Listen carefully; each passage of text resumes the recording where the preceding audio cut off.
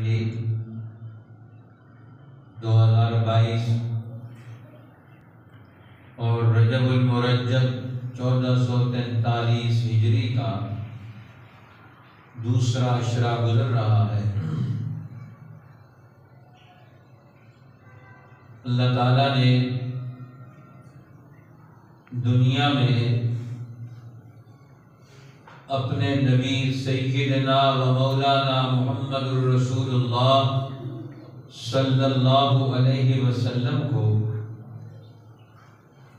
انسانی زندگی کا دنیا میں موجود بسنے والے سب انسانوں کا رہنما بنا کر بھیجا ہے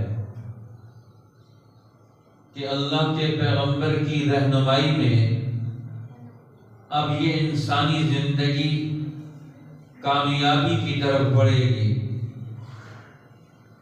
جہاں اللہ کے پیغمبر کی رہنمائی سے یہ نکلیں گے، علیحدہ ہوں گے، وہیں ان کے لیے دنیا اور آخرت میں خرابیاں پیدا ہو جائیں گی۔ اس لیے نبی پاک صلی اللہ علیہ وسلم نے اپنی نبوت کی 23 سالہ محنت سے انسانی زندگی کے معمار پیدا کیے، انسانی زندگی کے رہنما پیدا کیے کہ قیامت تک کے آنے والے انسانوں کے لیے مسلمانوں کی پہلی جماعت جو پیغمبر پر ایمان لے کر آئی وہ ان کے لیے مقتدا بن جائے، رہنما بن جائے، وہ ان کے لیے نمونہ عمل بن جائے۔ اس لیے آپ صلی اللہ علیہ وسلم نے ارشاد فرمایا کہ میرے اوپر ایمان لانے والے، میرے دین حق کی محنت میں میرے ساتھ شامل ہونے والے، میرے فیض اور میرے علم سے رہنمائی لینے والے، آپ کی شاگردی میں آ کر اپنے ذہن کو، اپنے عقل کو ترقی دینے والے لوگ، فرمایا اصحابی کالنجوم، یہ میرے صحابہ، یہ میری جماعت، یہ میرے تربیت یافتہ لوگ، یہ ستاروں کی مانند ہیں۔ فَبِأَيِّهِمْ اقْتَدَيْتُمْ اهْتَدَيْتُمْ، تم ان میں سے جس کی بھی اقتداء کرو گے، جس کی اتباع کرو گے، جس کی رہنمائی میں آؤ گے، وہ تمہیں زندگی کا درست راستہ بتائے، وہ تمہیں زندگی کا طریقہ اور سلیقہ سمجھائے گا، وہ تمہاری زندگیوں کی خوبیوں کو کمالات تک پہنچائے گا، وہ تمہاری زندگی کی خامیوں کو، کمزوریوں کو دور کرے گا، تمہارے لیے ہدایت کا نمونہ بن کر، رہنما بن کر دنیا میں کردار ادا کرے۔ آج رہنمائی کا فقدان آ گیا۔ جو رہنما ہیں ان کے اندر رہنمائی کے معیار نہیں رہے کہ وہ بچوں کو کیا رہنمائی دیں، بڑوں کو کیا رہنمائی دیں گے، مردوں کو کیا رہنمائی دیں گے، عورتوں کو کیا رہنمائی دیں گے، اہل علم کو کیا رہنمائی دیں گے، حرمین میں رہنے والے لوگوں کو کیا رہنمائی دیں گے۔ اب وہ لوگ تھے جو زندگی کے حقیقی رہنما ہیں کہ انسانی زندگی کے مسائل حل کرنے۔ ایک صحابی رسول حضرت معاویہ بن ابی سفیان رضی اللہ تعالی عنہ کی خدمت میں آئے۔ آپ امیر المومنین، خلیفۃ المسلمین ہیں۔ فرمایا میں نے نبی اکرم صلی اللہ علیہ وسلم سے یہ ارشاد سنا ہے کہ جو آدمی کسی مسلمان کی حاجت اور ضرورت پوری کرے گا یا اس کی ضرورت اور حاجت اور اس کا مسئلہ اس آدمی تک پہنچائے گا جو اس کا مسئلہ حل کر سکتا ہے، تو اللہ ان دونوں سے اپنی رضا اور خوشی کا اعلان کرتے ہیں، ان کے لیے کامیابی کا وعدہ کرتے ہیں۔ جیسے یہ حدیث پاک سنی حضرت معاویہ رضی اللہ تعالی عنہ نے، تو انہوں نے ہر علاقے میں، ہر قبیلے میں ایک نگران مقرر کر دیا تاکہ خاندانی نظام، گھریلو زندگی، اجتماعی زندگی پریشانی میں مبتلا نہ ہو۔ اب ان کے درمیان الفت و محبت قائم رہے اور وہ ایک دوسرے کے حقوق ادا کرتے رہیں، ان کے لیے کوئی رکاوٹ نہ آئے۔ ہر قبیلے کے لیے انہوں نے ایک نمائندہ مقرر کر دیا کہ اس قبیلے کا کوئی مسئلہ ہو تو وہ مسئلہ وہ حکومت تک پہنچائے گا اور اس مسئلے کو حل کرائے گا۔ حضرت ابو موسیٰ اشعری رضی اللہ تعالیٰ عنہ وہ فرماتے ہیں ہمارے قبیلہ اشر میں اس دور میں ایک آدمی مقرر کر دیا گیا، ہر قبیلے میں آدمی مقرر ہوتا کہ روزانہ صبح کے وقت میں وہ اس قبیلے میں جا کر اعلان کرتا کہ آج رات کسی کا کوئی مہمان تو نہیں آیا، آج رات کسی کا بچہ تو نہیں پیدا ہوا۔ اب جس رات میں مہمان آیا ہے، کوئی کسی کے ہاں بچہ پیدا ہوا ہے، رات کے وقت ہی پیدائش ہوئی، آمد ہوئی، اور صبح گورنمنٹ نے، حکومت وقت نے ان کے لیے سہولت اور بندوبست کر دیا کہ ان کا کھانا، ان کا وظیفہ گھر والوں پر بوجھ نہ بنے، بیت المال سے جاری کر دیا جائے۔ آج تو بچے کا نام لکھوانے کے لیے میونسپل کمیٹی میں چکر لگانے پڑتے ہیں، پیسے بھی دینے پڑتے ہیں، پھر کئی قسم کے اپنے کام چھوڑنے پڑتے ہیں اور کہتے ہیں یہ جدید دور کا نظام ہے۔ اب دیکھیں کتنا جدید نظام تھا کہ قبیلے کے اندر صبح سویرے ایک آدمی ڈیوٹی دیتا ہے اور نام لکھ کے لے جاتا ہے، اور کسی افسر کے پاس ان کو اپلیکیشن لے جانے کی ضرورت نہیں، تصدیق کرانے کی۔ بوڑھا آدمی وہ ہر مہینے میں بینک جاتا ہے اور اپنی زندگی کی تصدیق پیش کرتا ہے، میں زندہ ہوں، دوسروں سے لکھوا کے جاتا ہے۔ ایسے عقل کے اندھے لوگ حکمران بن گئے کہ جو آدمی زندہ ہے وہ جا کر کسی اور سے لکھوا کے لاتا ہے، میں زندہ ہوں، یہ کاغذ پڑھ لوں، پھر اس کو پینشن ملتی ہے۔ زندہ آدمی دوسروں سے لکھوا کے لاتا ہے، میں زندہ ہوں، سامنے بیٹھا ہوا اس کو نہیں دیکھ سکتا، وہ اس کی تحقیق اور تشخیص نہیں کر سکتا کہ یہ وہی آدمی ہے۔ ہاں، جو جرم کرنے والے ہیں مجرم کو پکڑنا چاہیے جرم کی سزا کے طور پر، جو دھوکہ دہی کرنے والے ہیں ان کے لیے الگ نظام بنائے۔ اب عوام کو مشکل میں ڈال دیا۔ بوڑھا آدمی وہ ہر مہینے میں کسی کے پاس جاتا ہے، اپنی زندگی کا سرٹیفکیٹ حاصل کرتا ہے کہ میں زندہ ہو گیا اور میں زندہ ہوں اور میں یہ لکھوا کے لایا ہوں، اب مجھے پینشن دے دو۔ جب قوموں کی عقل ماری جاتی ہے وہ ایسے قوانین بناتے ہیں جو انسانوں کے لیے مصیبت بنتے ہیں، اللہ کی مخلوق کے لیے تکلیف کا ذریعہ بنتے ہیں، انسانوں میں مصیبتیں، پریشانیاں پیدا کر دیں۔ اپنی اجتماعی اور گھریلو اور خاندانی زندگی میں وہ ٹائم کم دے سکے، اب فضول کاموں میں اس کا ٹائم لگے۔ اب گھر کا ذمہ دار، اس نے اپنے گھر کو ٹائم دینا ہے، اپنے بچوں کو ٹائم دینا ہے، اپنے خاندان کی تربیت کرنی ہے، ان کے مسائل دیکھنے ہیں۔ اب وہ بیچارہ دفتروں کے چکر لگاتا ہے، اس کو باہر سارا ٹائم گزارنا پڑتا ہے، وہ گھر کی نگرانی کیسے کرے گا؟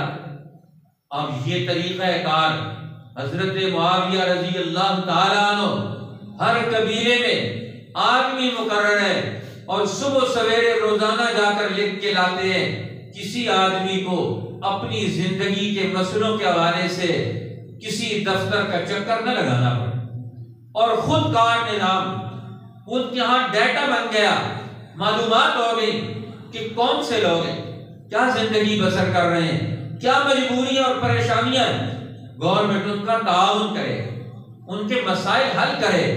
اب بچہ پیدا ہوا، صبح وظیفہ لگ جاتا ہے، مہمان آیا، مہمان کا آنے کا، رہنے کا، اس کے کھانے پینے کا خرچہ گھر والوں پر نہیں ہوگا، بیت المال سے اس کا بھی وظیفہ جاری ہو جاتا ہے۔ اب گھر پر کوئی بوجھ ہی نہیں۔ اب گھریلو زندگی، خاندانی زندگی، اب دشمن قوتوں نے آج اس کو مجبور کر دیا، جکڑ بندیوں میں مبتلا کر دیا۔ آج کمائی کر کے لانے والا اپنے بچوں پر خرچ نہیں کر سکتا، اس نے دنیا میں ٹیکسوں کی ایک لسٹ ہے جو اس نے اپنے پلے سے نکالنی۔ گورنمنٹ عوام کے مسائل حل کرے، اب یہاں سے ٹیکس لینے کا صرف وصولیوں کا بے تحاشا ظالمانہ اقدامات کہ جس سے انسانی زندگی کرب میں مبتلا ہے، مصیبت میں مبتلا ہے۔ اللہ کے پیغمبر تو فرماتے ہیں کہ میں تمہاری گھریلو اور خاندانی زندگی میں محبت پیدا کرنے کے، جب ہمارے استاد کہا کرتے تھے ہاتھ کی تنگی دل کو تنگ کر دیتی، جس کے ہاتھ میں کچھ نہیں، جس کی جیب میں کچھ نہیں، بھائی آئے گا تو وہ اس کو ملے گا، رشتہ دار آئے گا تو اسے ملے گا، اس کا پڑوسی آئے گا تو وہ اس کے لیے دروازہ کھولے گا، اس کے ہاتھ میں کچھ نہیں۔ اللہ والے فرماتے ہیں ہاتھ کی تنگی دل بھی تنگ کر دیتی ہے۔ اب یہ ہے خلافت، یہ ہے رسول اللہ کے تربیت یافتہ لوگ جو امت پر بوجھ نہیں ڈالنا چاہتے، کسی آدمی کا بوجھ ان کے اوپر نہ آئے، ان کی اپنی زندگی کی روٹین کی زندگی کے مسائل حل کرنے کے لیے جو انہوں نے اپنے وسائل جمع کیے وہ ان پر بوجھ نہ بنے، اولاد بھی بوجھ نہ بنے، اور مہمان بھی بوجھ نہ بنے، خاندان بھی بوجھ نہ بنے۔ یہ خاندان کیسے بنے گا؟ اب حکومت وقت اس میں تعاون کرے، اس کے لیے راستہ پیدا کرے گی۔ یہ ہے رسول اللہ کے تربیت یافتہ قوت، جن کا ذہن بنا، جن کا مزاج بنا، جن کی تعلیم و تربیت سے اللہ نے انہیں قرآن حکیم کا فہم اور سمجھ دی کہ وہ دنیا میں اللہ کے بندوں کے لیے کیسی قانون سازی کرتے، کیسے قانون بناتے کہ ان کے لیے سہولت اور آسانی پیدا ہو جائے، وہ مشکلات سے نکل جائیں، دوسری دفعہ انہیں قدم نہ اٹھانا پڑے۔ اب یہ وہ لوگ ہیں کہ جنہوں نے دین حق کا یہ عظیم ترین پہلو اختیار کیا۔ حضرت معاویہ رضی اللہ تعالیٰ عنہ آج قومی سطح کے اجتماعی ترقی کے منصوبے جس سے قوم کو فائدہ، ان کی مشکلات دور، ان کی پریشانیاں حل ہو، ان کے لیے اقدامات کرتے ہوئے ہمارے حکمرانوں کو پتہ ہی نہیں پہلے اب عوام کن راستوں سے گزرتے ہیں، کن مشکلات سے گزرتے ہیں، کن پریشانیوں سے گزرتے ہیں، اب ان کو کچھ پتہ نہیں اس بات کا۔ اب مدینہ طیبہ، یہاں وادی اور سیلان کا علاقہ تھا، سیلاب آتا ہے تو مدینہ طیبہ کی آبادی کو پریشانیوں سے گزرنا پڑتا ہے۔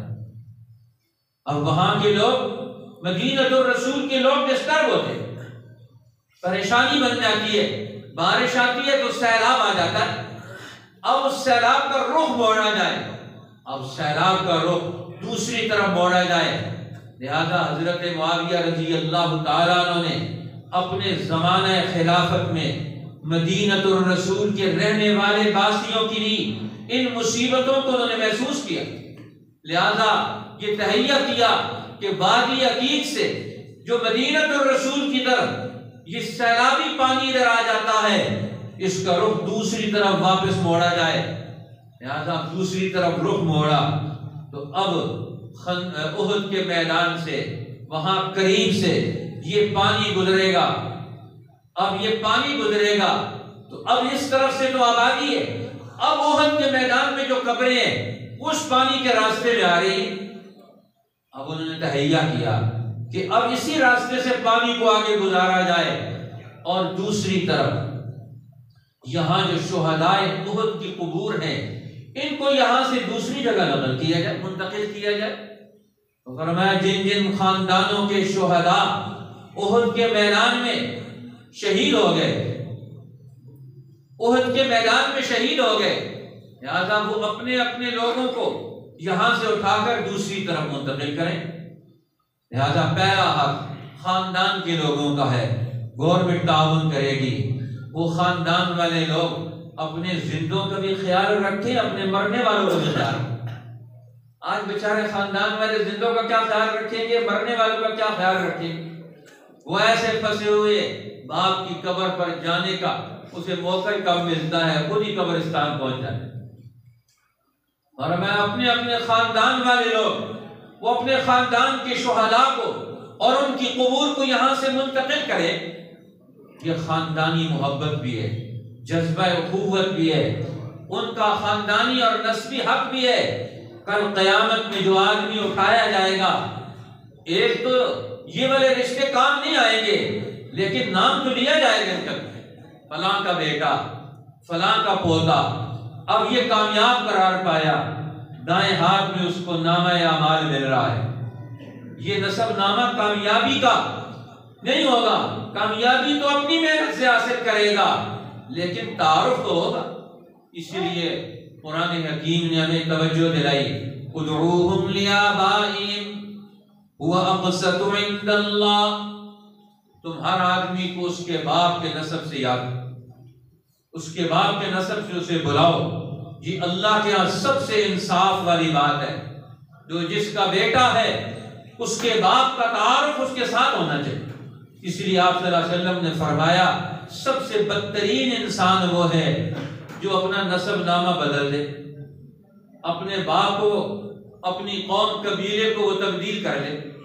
وہ کیوں تبدیل کرتا ہے؟ کردار بدلے، اپنا رویہ بدلے، اپنے اخلاق بدلے، اپنا علم بدلے، اپنا قلم بدلے، اپنے سوچنے کا انداز بدلے۔ اللہ کی نگاہ میں انسان کی قیمت اس کے اخلاق اور اس کے عملی کردار اور انسانی کردار کی بنیاد پر ہے۔ اللہ تعالیٰ تمہاری خوبصورتی کو ظاہری کو نہیں دیکھتا، ان اللہ لا ينظر الى صورکم واموالکم، اللہ تمہارے مال کو، تمہاری شکلوں کو، خوبصورتی کو نہیں دیکھتا، ولکن ينظر الى قلوبکم واعمالکم، وہ تمہارے دلوں کے ارادوں کو جانتا ہے، ان کو دیکھتا ہے، تمہارے دلوں کے جذبوں کا، خیالات کا وہ اپنے ہاں مرتبہ مقام دیکھتا ہے، وہ تمہارے قلوب کو دیکھتا ہے، تمہارے دل میں اللہ کی محبت کتنی ہے، اللہ کے رسول کی محبت کتنی ہے، اللہ کی مخلوق کی محبت کتنی ہے۔ حضرت معاویہ رضی اللہ تعالیٰ عنہ نے مدینہ کی آبادی سے سیلاب کو دور کر دیا، مستقل مسئلہ حل کر دیا، اور شہدائے احد کی قبور دوسری جگہ جو راستے میں آ رہی تھی نقل کی گئی۔ کہتے ہیں حضرت معاویہ کا عہد یہ کئی سالوں کے بعد ہے، یہ 50 ہجری کے قریب، یہ اس کے قریب ترین کا یہ دور بنتا ہے، اور اس کے قریب ترین کا یہ علاقہ بنتا ہے۔ اب اتنا لمبا عرصہ گزرنے کے بعد 3 ہجری میں غزوہ احد ہوا، جن شہداء کی قبور کھولی گئی، جب انہیں نکالا گیا تو کفن بھی محفوظ ہے، جسم بھی محفوظ ہے۔ ایک شہید نے اپنے زخم پر ہاتھ رکھا ہوا تھا، اسی ہاتھ میں فوت ہو گیا۔ اب جب اس کا ہاتھ اٹھایا گیا، سالوں بعد نیچے سے خون کا فوارہ نکلا، اس کا ہاتھ اسی طرح رکھ کر دوبارہ دوسری قبر میں اسے محفوظ کر دیا گیا۔ اب یہ وہ لوگ ہیں جو معاشروں کا، انسانی زندگی کا خیال رکھتے ہیں۔ حضرت معاویہ رضی اللہ تعالیٰ عنہ حج کرنے کے لیے آئے، مدینۃ الرسول میں بھی حاضری دی، اور یہاں پہنچے تو راستے میں انہیں بالوں کا ایک جوڑا مل گیا، بالوں کا ایک جوڑا راستے میں وہ مل گیا۔ اس جوڑے کو اٹھایا اور مسجد نبوی میں پہنچے۔ پانی کا نظام کیا ہے؟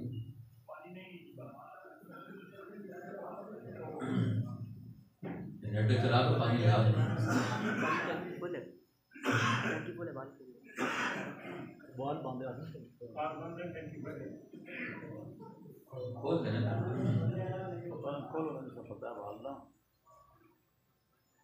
تو مسجد نبوی میں خطاب کیا، فرمایا کہاں گئے وہ علماء جو امت کو رہنمائی دیں گے کہ یہ مصنوعی زندگی کی طرف کیوں چلیں گے، بنی اسرائیل کیوں تباہ ہوئے؟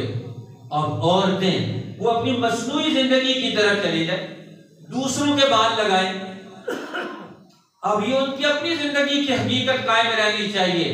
ہر آدمی کو اپنی زندگی کی حقیقت کو قائم رکھنا چاہیے۔ اب وہ مصنوعی زندگی کیوں اختیار کرے؟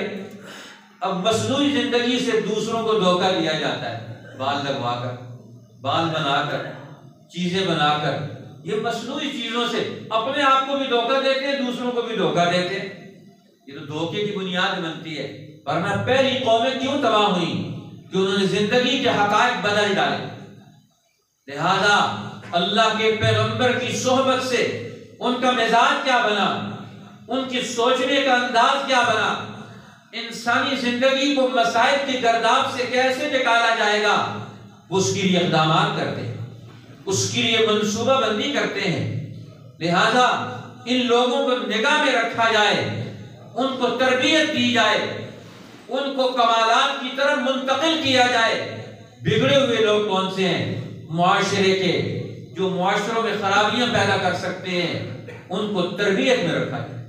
حضرت عثمان ابن عفان رضی اللہ تعالیٰ عنہ اپنی مملکت میں خلافت راشدہ کے دور میں جو لوگ بگڑ جاتے، خاندانی نظام کا اثر ان پر نہیں ہوتا، گھر کی زندگی سے ان کے اندر اخلاقی قوت اور عملی تبدیلی رونما نہیں ہوتی، اپنے علاقے کی مسجدوں میں حاضری سے، اپنے علاقے کے اہل اللہ کی صحبت سے، اپنے علاقے کے حکمرانوں کی نگاہوں سے، ان سب چیزوں سے اپنے اندر کوئی اثر پیدا نہیں کرتے، کوئی چیز انہیں متاثر نہیں کرتی تھی۔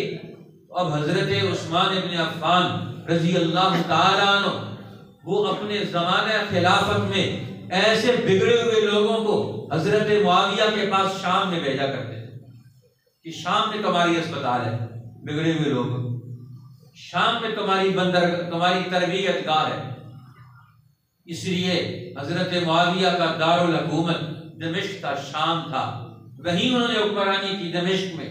اس لیے حضور نے فرمایا تھا صفوت بلاد اللہ الشام، اللہ کے پسندیدہ چنیدہ علاقوں میں سے شام اور فلسطین کا علاقہ، جہاں سینکڑوں نے ہزاروں انبیاء بنی اسرائیل کی تاریخ، اور جس کو حضور علیہ السلام کے زمانے میں، خلافت راشدہ کے زمانے میں اس علاقے کو فتح کیا گیا، اور فتح کرنے کے بعد اب اس علاقے کو منظم اور باقاعدہ اسلام کی خلافت اور تربیت کا ایسا منظم اس کو نمونہ بنایا گیا۔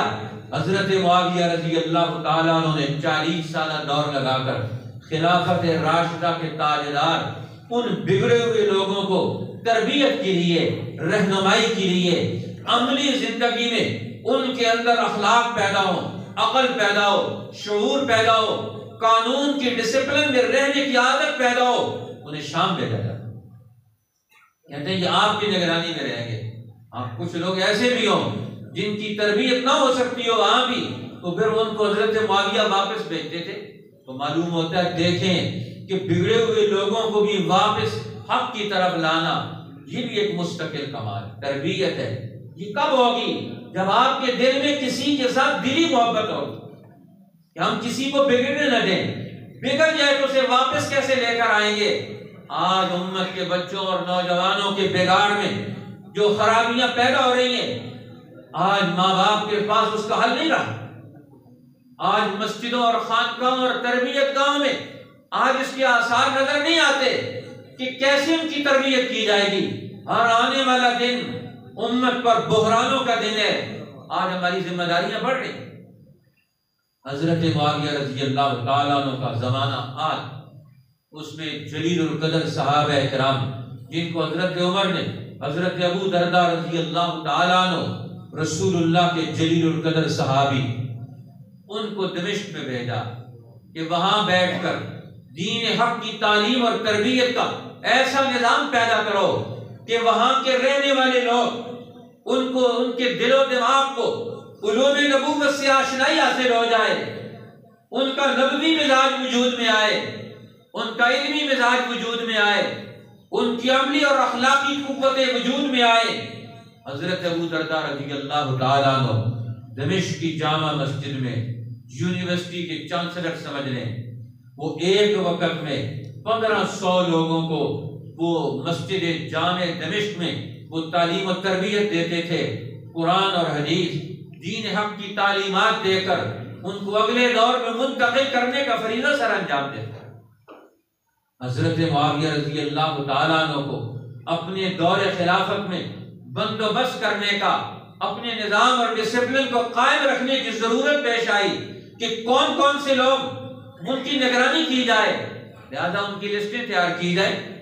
تو حضرت ابو دردہ رضی اللہ تعالیٰ عنہ کی ڈیوٹی لگائی، بستہ بند لوگ، 10 نمبر لوگ، یہ جو معاشرے میں انتشار پھیلاتے، جن کا مزاج قانون اور ڈسپلن کی خلاف ورزی کا بن چکا، جو کسی تعلیم اور تربیت کو قبول نہیں کرتے، کوئی وعظ و نصیحت ان پر اثر نہیں کرتا، اب وہ اتنے بگڑ چکے ہیں۔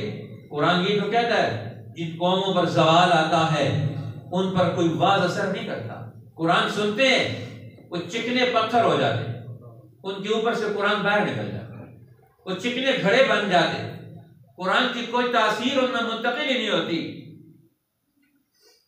فرمایا بنی اسرائیل پر کیوں لعنت و پھٹکار مسلط ہوئی؟ فَبِمَا نَقْضِهِمْ مِيثَاقَهُمْ لَعَنَّاهُمْ وَجَعَلْنَا قُلُوبَهُمْ قَاسِيَةً، اور ہم نے ان پر لعنت پھٹکار مسلط کی، ان کے دل سخت ہو گئے، وَنَسُوا حَظًّا مِّمَّا ذُكِّرُوا بِهِ، اور وہ اپنا نصیحت حاصل کرنے کا حصہ بھول گئے۔ نصیحت کرنے والوں کی نصیحت پر کان ہی نہیں دھرتے، قرآن کی نصیحت پر بھی کان نہیں دھرتے، اللہ کی نصیحت پر بھی کان نہیں دھرتے، ان کے دل و دماغ میں حق کے قبول کرنے کے آثار وہ دب کے ختم ہو گئے، وہ اب تباہی کی طرف پہنچ گئے۔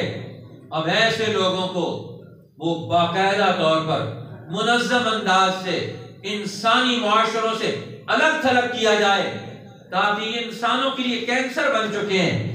لہذا حضرت معاویہ رضی اللہ تعالیٰ عنہ مجرمانہ ذہنیت کے حامل لوگوں کا انہوں نے نقشہ تیار کروایا، اور کس سے تیار کروایا؟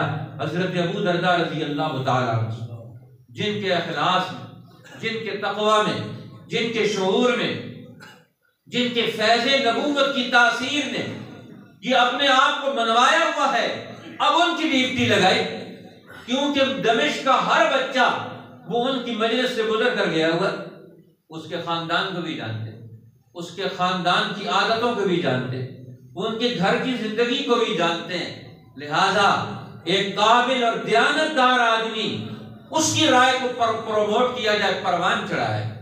اب جس معاشرے میں قابل اور دیانتدارانہ رائے وہ رائے نہ رکھتے، آج ہمارا مسلمان معاشرہ کسی کی رائے نہیں اپنے معاشرے کے بارے میں، اپنے لوگوں کے بارے میں، تو اب رسول اللہ کے صحابی، ہر صحابی ہر مسئلے میں اپنی رائے رکھتا ہے کہ میں آج کہاں کھڑا ہوں، میری زندگی حق کی ہے، ہمارے معاشرے کی کیا حیثیت ہے، وہ حیثیت کا تعین کرتے ہیں حلال اور حرام کے اعتبار سے، جائز اور ناجائز کے اعتبار سے، مجرمانہ ذہنیت کے اعتبار سے، اللہ کے فرما بردار بندوں کے اعتبار سے وہ جائزہ لیتے ہیں۔ آج ہمارے یہاں کسی کا کوئی جائزہ لینے والے نہیں، اسی لیے لوگ اللہ والوں سے تعلق رکھتے تھے، نبوت کی مجلسوں میں آتے تھے، اس کی تاثیر سے اپنی زندگی اور اپنے عقل کو ترقی دیتے تھے۔ آج ہم اپنی زندگی کی عقل کہاں سے پیدا کرتے ہیں؟ سوشل میڈیا سے، دشمنوں کے پیدا کردہ نیٹ ورک سے۔ آج پوری امت کی ٹریننگ اور تربیت وہاں سے ہوتی ہے، آج ان کی صحبت میں بیٹھے ہوئے سارے لوگ وقت گزارتے ہیں۔ آج ہمارا وقت وہ کہاں سے، کس کی تربیت سے آج ہماری زندگی پروان چڑھ رہی ہے، اس زندگی کے ایک ایک لمحے کا جواب دینا پڑے گا۔ حضرت معاویہ رضی اللہ تعالیٰ عنہ اس کا خیال رکھتے، گھر میں جاتے ہیں تو گھر کی زندگی کا بھی خیال رکھتے ہیں۔ ایک دفعہ گھر میں گئے، گھر میں اندر کوئی آدمی ملنے کے لیے آیا تو اس کو انہوں نے اندر ہی بلا لیا اپنے زنانہ گھر میں، جہاں اکیلے بیٹھے ہوئے تھے، خاندان کے بچے تھے، وہاں بلا لیا۔ اب وہ وہاں آدمی آیا تو دیکھا امیر المومنین گلے میں رسی پڑی ہوئی ہے، خاندان کا چھوٹا سا بچہ ہے، اور وہ ان کو گلے سے پکڑ کر ان کو چلا رہا ہے. کہنے لگا امیر المومنین خلیفۃ المسلمین، جس کے نام سے کیسر روم اور دنیا کی حکومتیں جس کے رعب اور دبدبے سے ڈرتی ہیں، اب اپنے گھر میں اپنے بچے کے ساتھ اس طرح کھیل رہا. کیا آج ہم اپنے بچوں کو وہ پیار دیتے؟ اپنے بچوں کے ساتھ وہ وقت گزارتے ہیں؟ کہنے لگا امیر المومنین یہ کیا حالت ہے؟ کہنے لگے احمق، تجھے پتہ نہیں یہ بچوں کی معصوم خواہشیں ہوتی ہیں، ان کو زندگی کا حوصلہ دینا پڑتا ہے. یہ زندگی کے میدانوں میں اتریں گے، ماں باپ اور بڑے لوگ ان کے حوصلے پست نہیں کرتے، ان کی رائے کو برباد نہیں کرتے، ان کو چینلائز کرتے ہیں، ان کو راستہ دیتے ہیں، ان کو سلیقہ سکھاتے ہیں، انہیں اپنے قریب کرتے ہیں. وہ اپنی نسلوں اور اپنے درمیان گیپ نہیں آنے دیتے. آج ہماری اور ہماری نسلوں کے درمیان دشمن آئے، آج باپ اور بیٹے کے درمیان شیطان آئے، آج ماں اور بیٹی کے درمیان دنیا کے بے شرم اور بے حیا کردار حائل ہو گئے. آج ہم اپنی نسلوں کو کون سا اعتماد دیتے ہیں؟ اب انہوں نے ایک ایک عمل سے کس کس واقعے کا تذکرہ کیا جائے کہ وہ زندگی کو کیسے گزارتے تھے، کہ خاندانوں میں محبت کیسے پیدا ہو، چھوٹوں میں بڑوں کا احترام کیسے پیدا ہو، بڑوں میں چھوٹوں پر شفقت کیسے پیدا ہوگی، بڑے چھوٹے مل کر زندگی کو کیسے گزاریں گے، یہ زندگی کی یہ ناؤ یہ کیسے پروان چڑھائیں گے، یہ کیسے کنارے پر پہنچائیں گے. اس زندگی کی کشتی کے ہم سب سوار ہیں، باپ بھی، بیٹا بھی، ماں بھی، بیٹی بھی، خاندان بھی. یہ درجہ بدرجہ سب لوگ زندگی کے کشتی کے سوار ہیں، لیکن ہم ہر ایک نے اپنی زندگی کی اس کشتی میں اپنا حصہ صحیح ڈالنا ہے. رسول اللہ کی ان باتوں کو انہوں نے ذہن نشین کیا اور اسی کے مطابق تو اپنے اپنے دور میں انہوں نے زندگی کو خراب نہیں ہونے دیا، انہوں نے گھروں کو ٹوٹنے نہیں دیا، خاندانوں کو ٹوٹنے نہیں دیا، انسانوں کے مسائل حل کر کے ان کو اگلے دور میں منتقل کر دیا. حضرت معاویہ رضی اللہ تعالیٰ عنہ کے زمانے میں 66 لاکھ مربع میل پورا ایشیا اور افریقہ کے سارے علاقے تقریباً فتح ہو چکے ہیں، اور ان سارے علاقوں میں فتح ہونے والی ساری رعایا میں جتنے علاقوں میں مسجدیں، مدارس ہیں، خانقاہ، جتنے حکومت کے عہدیداران ہیں، صرف ایک دمشق صوبے کی آمدن سے سب کی تنخواہیں ادا کی جاتی ہیں، اور پھر بھی بیت المال میں 70,000 دینار سالانہ بچ جاتے تھے. خوشحالی کا وہ دور تھا کہ جس میں ان کی آمدن اتنی ہے، زراعت سے، تجارت سے، ہر آدمی محنت کر کے دولت کے انبار لگے ہوئے ایک صوبے کی آمدن سے. آج تو پاکستان میں 70 سال ہو گئے قرضے لے کر تنخواہیں ادا کرتے ہیں، کہتے ہیں ہم کامیاب حکمران ہیں. یہاں کے اہل علم کہتے ہیں وہ ڈکٹیٹرشپ تھی، وہ ملوکیت تھی.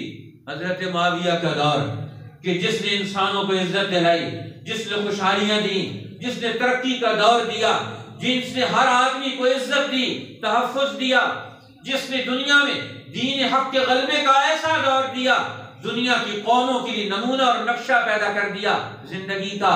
آج ہم اس دور کو ڈیمیج کر کے اپنے نوجوان کے ذہن میں منتقل کرتے ہیں. کتنا بڑا المیہ ہے، تاریخ کے ساتھ اتنا بڑا فراڈ کرتے ہیں آج کے دور میں کہ اپنی نسلوں کو تاریخ اسلام کا پہلا دور ہم کربناک بنا کر، قتل گاہوں کا آماجگاہ بنا کر ہم پڑھاتے ہیں.